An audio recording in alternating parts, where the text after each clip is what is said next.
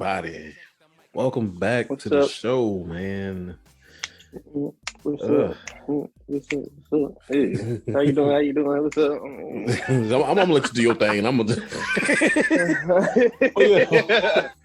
But yo, welcome to the show, man. Welcome, yo. Welcome to the Bad Boy Sports Podcast, yo. Show in the land. The best show, period. ENC. Yeah. Porch Sports Podcast. Yes, sir. Yes, sir. With your boy Quan. And Fonz, who is on assignment in the beautiful city of Baltimore, Maryland. We got a date Sunday, so I had to go there and show my face. Got to give him that talk. I'm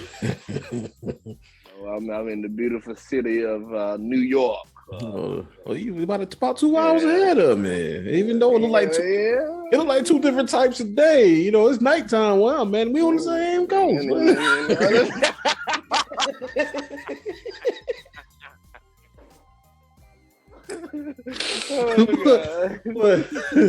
Well, welcome, y'all. Welcome to the show. There's a couple of things before we get kicked off.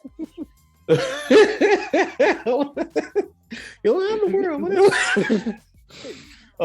go ahead, subscribe and everything. Thank you to our YouTubers, out there in YouTube land, and also wherever you get your podcasts. Thank y'all for listening. And do us a favor. When you're listening to the podcast on Apple Podcasts, Spotify, everything that you listen on, just leave us a rating. You can leave us 3.5 to 5 stars, and it'll push us up in the algorithm. All right. So let's go ahead and jump on into the thing. So we have experienced a week 3 that had some really questionable things going on. So we're going to go ahead and jump into the good, the bad, and the ugly from week 3. All right, I can go ahead and kick it off. Mine will be short and simple. The good. This brother is, stat-wise, he's probably, it's not all that, but this brother is balling. I'm talking about one Devin Duvernay. He has become the Swiss Army knife. He had, on the year, since week 1, 8 targets, 8 receptions for 121. But the stat that counts is that he got 3 touchdowns, and he's, 15.1 yards a clip. So that's pretty decent. And of course, he's a standout on special teams. He had a 103-yard kickoff return of that loss, that fluky loss, as well as on Sunday, he had a 43-yard punt return. So Devin Duvernay is really evolving as a receiver as well as a returner on special teams. So big shout out to that brother. Okay, let me go to the bad. So the 2 teams in the AFC East had a little meeting of the minds on Sunday, and that was the Miami Dolphins and the Buffalo Bills. The game was all fine and good, but what happened at the end of the game that had me scratching my head, what little hair I got left, and I scratched it all out. Their offensive coordinator. All right, let me set it up. So, they got a safety. The Bills got the ball back with 1:33 left in the game. They was at their own 47-yard line facing the 2nd and 20 with 18 seconds left. So something happened. They played in between there. Josh Allen hit Isaiah McKenzie for a 12-yard completion, but the fool couldn't get out of bounds. He made it to the Miami 41. So in retrospect, had he got out of bounds, Buffalo could have possibly won that game. He was tackled in bounds in Miami, and the Bills was unable to get another snap off. So they panned the camera to inside the coach's booth, and their offensive coordinator, Ken Dorsey, lost his ever God-loving mind. I watched that clip at least 3 times Sunday, and it was just funny to me. And if you look like at the far end, that I don't know who that dude is, but he just looked at him like, "You all right?" Stuff like that. But it's football, things happen. All right, so here's my ugly, and we kind of touched on this a little bit before we started recording. The New York Giants offensive line is terrible. Now they not Cincinnati terrible. You know what I'm saying? Yeah. They not Cincinnati terrible. but they terrible. So Daniel Jones was sacked 5 times on Monday night for losses of 27 yards. So out of all them sacks, they lost 27 yards behind those sacks. But he was pressured 23 times, the most he's ever faced in his career in one game. And he was sacked 13 times on the year. I mean, Joe Burrow still got to be, like I said last week, that's approaching Eli Manning numbers. But here's the stat that kind of kicked it, and they kind of flashed it across the screen towards the end of the game. New York Giants don't win in September. So I did the math. In the last 5 seasons, from 2007 till this past Monday night, the New York Giants are 5-19 in September. September has not been too kind for the G-men. And I'm still holding out hope for them. I root for them every year. They like the underdog story. I try to root for them every year to give them a little boost. But I don't know, man. I mean, honestly, it looks like the Eagles division, to be honest. I'm really thinking the Eagles really gonna take that division. I mean, it's like I said, it's too early. It's too early to call it, but I really feel like the Eagles is gonna possibly run away with that division. But that's my good. 3-0. I mean, we got to see the head-to-head games, and they've already beat Washington. So, I mean, but yeah, take it away, boss. Good, bad, and ugly. First off, the good thing is that Tom Brady finally lost to Aaron Rodgers. Even though Brady still holds a 3-2 record to Aaron Rodgers, Aaron Rodgers did just enough to beat Tom Brady with 2 touchdowns, holding the Buccaneers to a 14-12 win. Thank you so much, Aaron. Every time y'all face one another, it seems like you can never beat Tom Brady. The 12 versus 12 thing is always a hype. Yeah. So thank God for that. Even though y'all beat them by 2 points and y'all didn't score in the third and fourth quarter. So y'all really barely lost that game. But nevertheless, y'all beat them. I don't know, Bucks. Their offense is terrible. No, they ain't the same Bucks. But moving on. The ugly coach game. How in the world does Patrick Mahomes lose to a Matt Ryan and Jonathan Taylor? I don't know. But anyways, I mean, I could give him Jonathan Taylor, Ryan drives the Colts to their first win with a 2017 comeback versus the Chiefs on Sunday. Matt Ryan kept the faith, but I had the Chiefs. I had the Chiefs winning this game simply because of Patrick Mahomes. Patrick Mahomes threw the ball 35 times for 262 yards and a touchdown. Meanwhile, Jonathan Taylor had 21 carries, 71 yards, which isn't really a huge game, but it's a manageable game. I feel like most of those yards came from possessional downs and so forth and so on. Yeah. That was an ugly game. I mean, literally, they scored the last touchdown to win it. So, that was ugly for the Chiefs. Well, that was the bad. The ugly manette. Not the ugly manette. Yeah, the ugly manette. I will have to say the Rams beating the Cardinals. I thought the Cardinals were going to win that game. The Rams ain't really looked up to par. They all right. They barely won that game. But the Cardinals didn't have much production on the offensive side. They ain't scored none in the first quarter. Scored doggone 6 points in the second, 3 points in the third, 3 points in the fourth. That ain't enough to beat a defending Super Bowl team. But if Kyler Murray would have studied, if you look on the stat sheet, Kyler Murray threw 8 times. That's not good. That's not good at all. 58 times with 314 yards, no touchdowns. It's just not good for the Cardinals, and I want them to win that game simply because the Rams just not the Rams. They ain't ramming right now, but it's early. It's still early. It's still early. It's still morning time. But that. Also, another ugly game was the 49ers and Broncos game. Broncos won by a point. 10-11. 10-11. I mean, that sounds like a shift or something. If the 49ers would have scored at least 3 between the quarters of second and third, won that game. Right. But they didn't. So that was an ugly other game. So that's my good, bad, and ugly this week. Yeah, it was just a weird week 3. I'm just glad that we actually went up to New England and got the dub. It looked kind of shaky, but we got the dub. Go Ravens.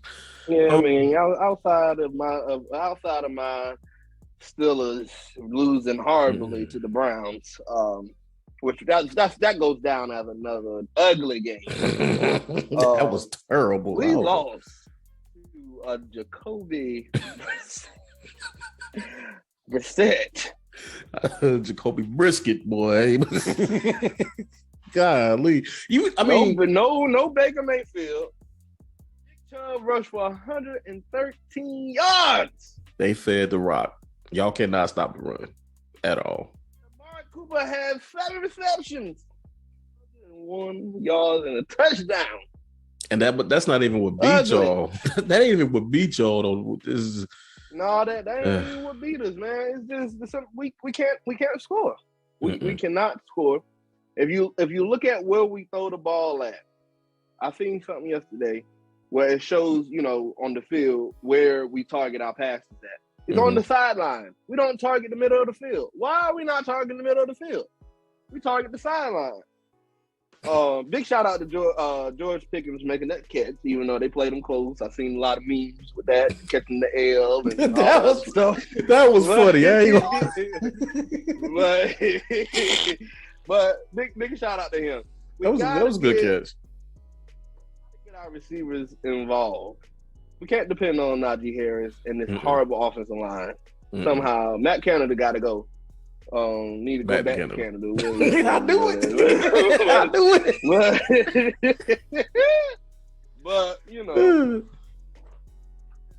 was just like you said. It was a lot of like WTF games going on. Right. Leave you scratching your head, boy.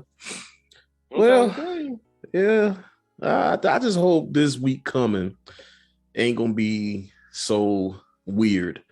Speaking of this week, let's go ahead and go knock these picks out the way. So I don't know what my record is. I frankly don't care because either way the game is gonna be played the way it's gonna be played. So let's go ahead and start off with Thursday night. Miami at Cincinnati. I think I'm taking Miami. I think I'm gonna take the road team on this. I don't think Cincinnati ready just yet. Yeah, I'm gonna take the road team on that. All right. Tyreek Hill had something to say to Eli Apple, saying that he's here now, and it was another report that came out that said that the Bengals defense has Eli Apple's back as they face the Cheetah this weekend. It's gonna be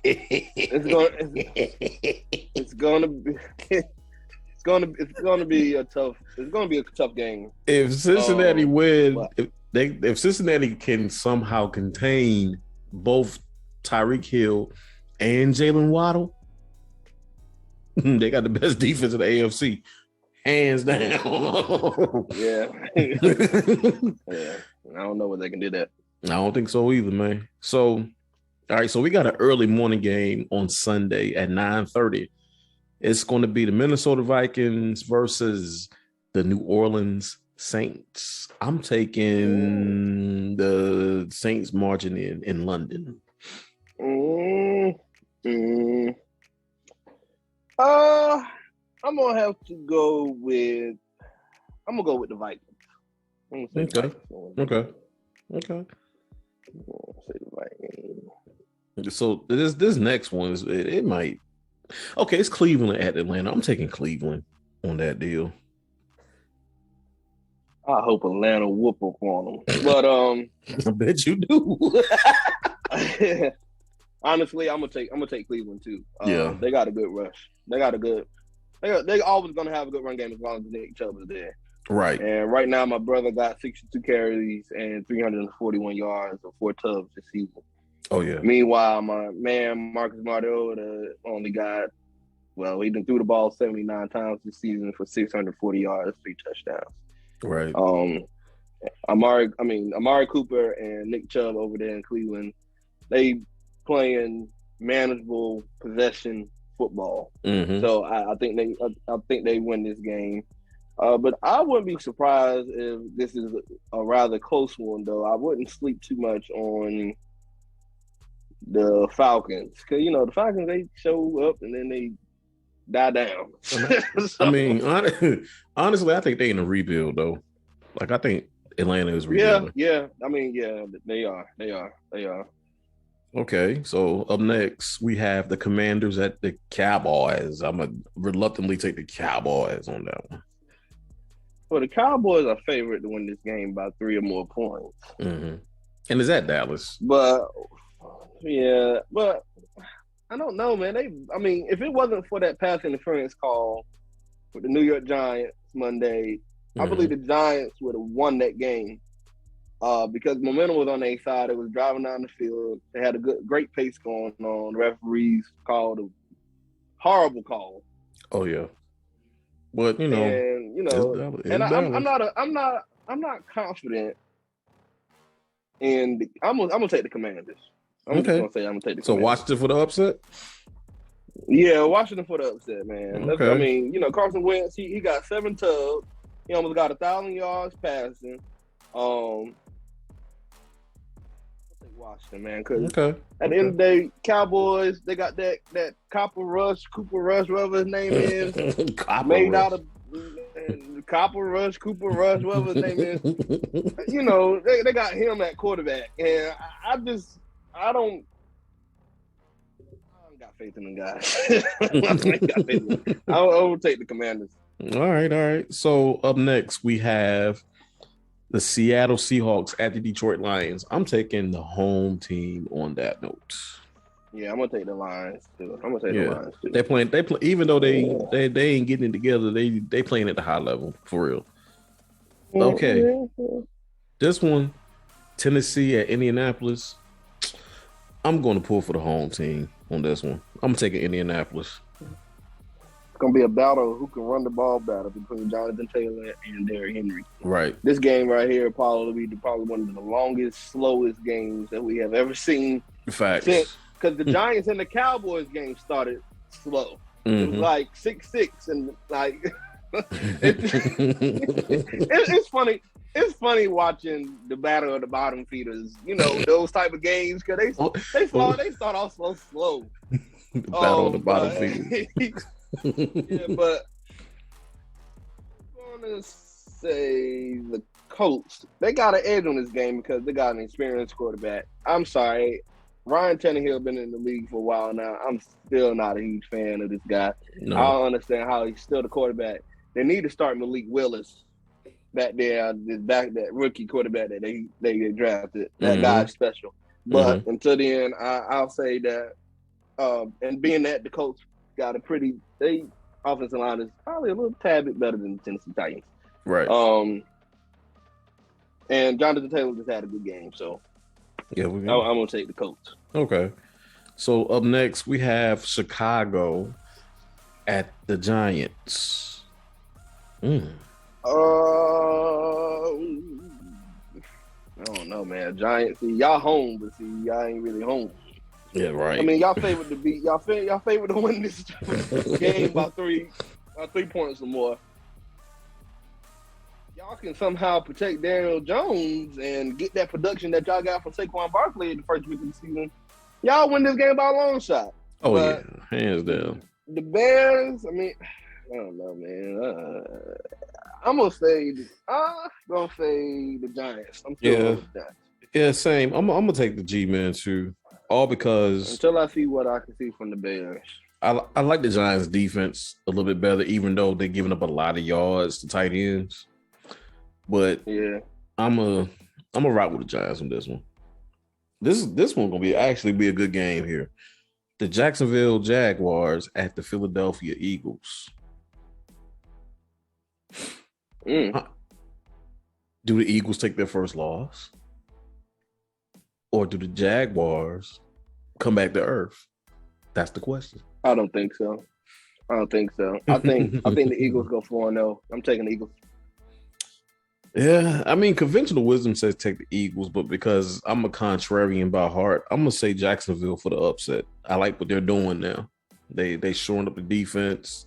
Trevor Lawrence is coming to his own, and then this is Doug Peterson going back to Philly. He might play, have some inspired plays to go along with that game. So I'm gonna take Jacksonville. It's not gonna be a shootout. Maybe it'll be close. I got a feeling it's gonna be close. Up next, the New York Jets at the Pittsburgh Steelers. Come on now. I don't know, because that quarterback situation, if Joe Flacco was playing, well, TJ Watt ain't playing, so I'm gonna take the Jets. I'm gonna take the Jets on this one because I don't trust Pittsburgh. This is one of the rare times. This is really well, that team got you hurt, boy. this is one of the rare times that I'm going to pick against the Steelers on this one. All right, so the reason why I'm in Baltimore, Maryland, it's supposed to be at work, but I'm in Maryland. The Buffalo Bills at the Baltimore Ravens. And for the Bills, I don't know. I can't say. That's really gonna be a good game right there. Baltimore offense versus the Bills got some lay down team. The Bills got some problems in their secondary right now. Right, yeah. And Baltimore has problems in its secondary right now. Yeah, but I'm gonna take the Bills, and here's why. I got problems with y'all secondary, and this guy Josh Allen has been going bananas. He already got 9 tubs this season. And Lamar got 10. Y'all had to play. Yeah, and Lamar got 10. But now Lamar been going crazy this season. So and Baltimore ain't no lay down team. So it's gonna be a good game. It'll probably be similar to what we've seen from the Dolphins and the Bills, but not so fluky. It's outrageous. I'm gonna take the home team. I'm gonna take Baltimore by a touchdown. I'm liking what I see out of the Ravens offense. I'm a little concerned about the secondary, but we can create turnovers. I think right now we're leading in turnovers. If we can create those opportunities and give Lamar a short field, let him work, we can win this game. Do you hear me, Baltimore? We can do this. Okay? Take your time. Don't get out there and go cut up. Just do what you got to do to win the game. All right. So up next, we got the Chargers at the Texans. The Chargers are terrible, so I'm taking Houston.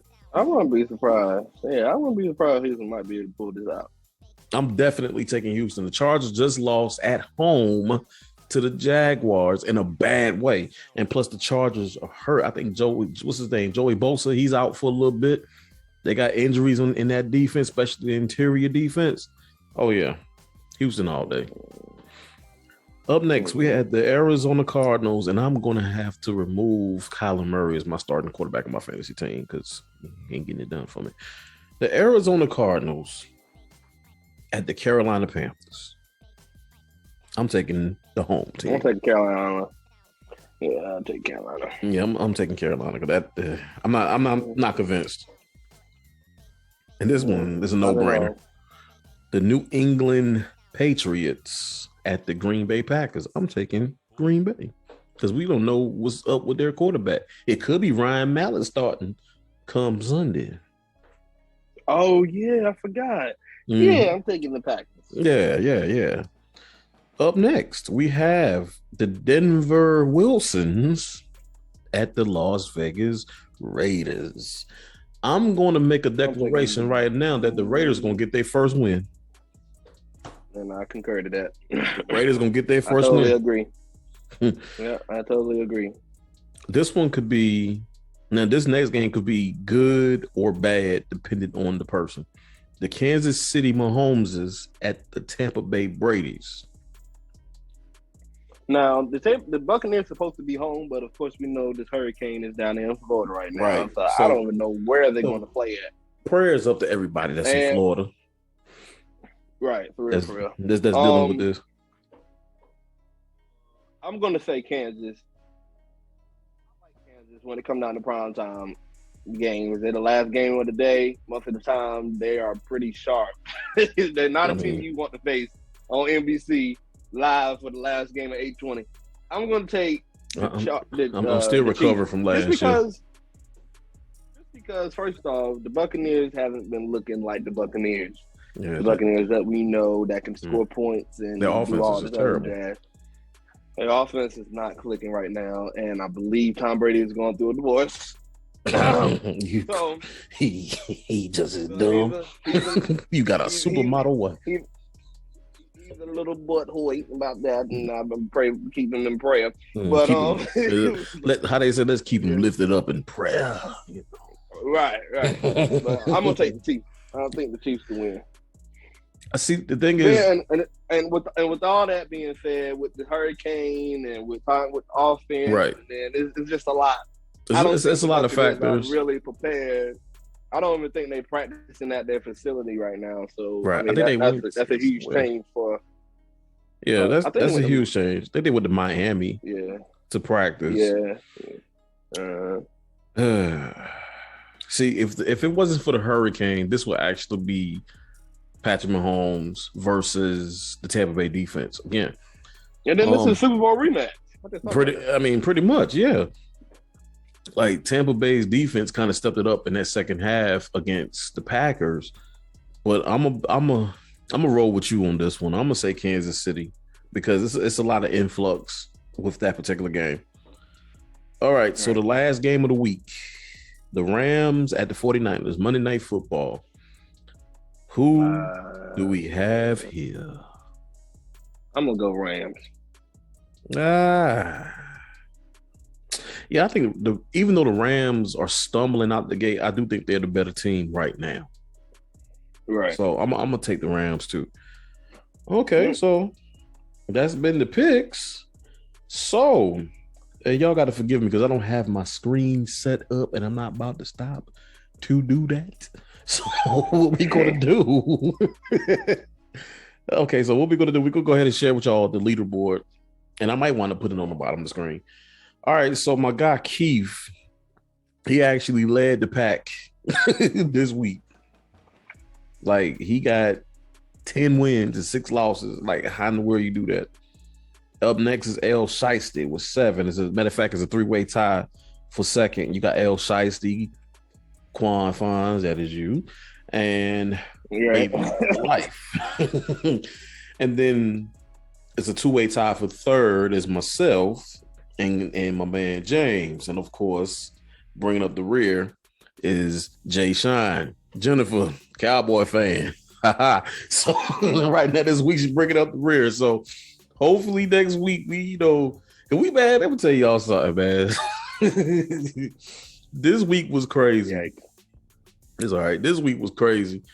Like we was in there getting ready to quit football. That's how bad them picks started off, especially in those early games. But once everything kind of leveled out, then everything leveled out. But hopefully I could be leading the pack at least once this year. So we can. I'm tired of getting 6s and going 6 and 10 and stuff. I'm sick of that mess, man. Just y'all stay tuned, and of course, thank y'all for supporting us. Thank y'all for everything that y'all do. Thank y'all for the views. Thank y'all for the likes. Thank y'all for everything. So, you got anything you want to add? Nada. All right. So this has been the Bad What's podcast with your man Fonz. Ain't Quan. And we out of here like last year. I'm trying to tell you. I don't know.